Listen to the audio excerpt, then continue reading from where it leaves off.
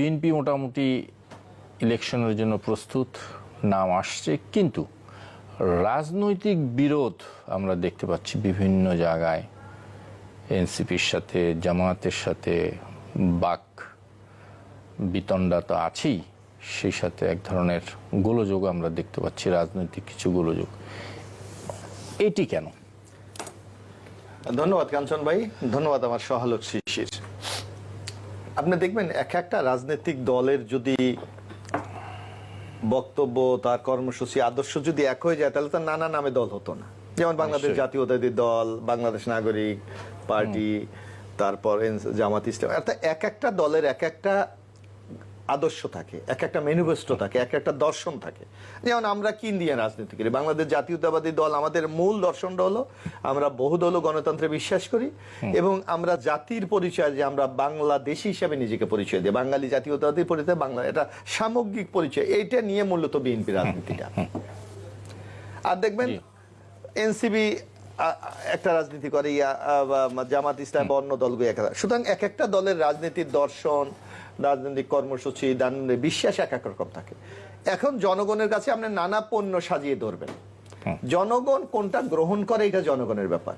যার জন্য আমরা কি সবসময় বলে এসেছি, বিএনপি, আপনি যে বললেন যে বিএনপি আজকে নানা 52 সিটে তাদের প্রার্থীটা নির্ধারণ করছে অথবা চূড়ান্ত করছে।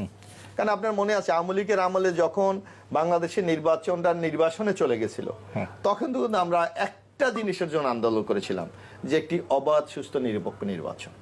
অর্থাৎ নির্বাচনের প্রস্তুতি আমাদের সব সময় ছিল না, কিন্তু এখন একটা এক ধরনের আশঙ্কা করা হচ্ছে যে বিএনপির যেভাবে চারিদিকে সমস্বরে একজোরে যেভাবে আছে, বলা হচ্ছে যে বিএনপি না আবার সবকিছু নিয়ে নেয়।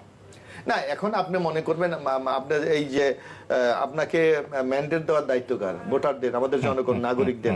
এখন যা নাগরিকরা যদি কাউকে পছন্দ করে, কারো কর্মসূচি, যেমন আমরা এবার দেখেন বিএনপি ইতিমধ্যে ঐক্যমত কমিশনের আপনি 84টা সিদ্ধান্তের ব্যাপারে দেখেছেন আপনি, কারণ আপনার গণমাধ্যমে আপনাদের আপ টু ডেট থাকতে হয়। আজকে দেখেন আমাদের সবচেয়ে আমাদের কাছে গৌরবান্বিত আমরা মনে করি এবং আমরা নিজেদেরকে গ্রেটফুল মনে করি এই কারণে যে আমাদের 31 দফার অনেক কিছু এই কিন্তু 84টা পয়েন্টে সন্নিবেশিত হয়েছে। অর্থাৎ আমরা যেটা চিন্তা করেছিলাম আজকে জাতীয় কিন্তু সেটাতে চিন্তা করে। তো এই ক্রেডিট গোস টু বিএনপি কে আপনাকে দেবেন না? যেমন আমরা যেগুলি বলেছিলাম, আপনি দেখেন যে একটা নির্বাচনকে অবাধ, সুস্থ করতে হলে জনগণ ভোট দেবে, এটা স্বাভাবিক। আপনি যে কথা বলে এই আশঙ্কা তো আছেই, কিন্তু আমরা বলেছি যে এই আশঙ্কাটাকে দূর করার জন্য আমরা কিন্তু পদ্ধতিগত কিছু পরিবর্তনের কথা আমরা বলেছি, সিস্টেমিক। যেমন আপনার যদি কেয়ারটেকারে গভর্নমেন্টে নির্বাচন হয় দলীয় সরকারের বাইরে গিয়ে, তাহলে কিন্তু একটা লেভেল ফিলিং ফিল্ড থাকে, সুতরাং জনগণ তার ম্যান্ডেটটা দেওয়ার সুযোগ থাকে। এটা কিন্তু সিস্টেমেটিক চেঞ্জ, এটা কিন্তু নর্মাল বিষয় না।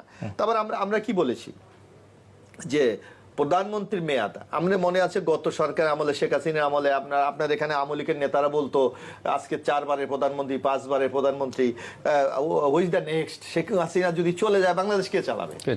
এই যে বিরাট একটা নেতার শূন্যতা, আজ কি বাংলাদেশ চলে না? আমি মনে করি শেখ হাসিনার থেকে অনেক সূচকে আমরা অনেক ভালো করেছি।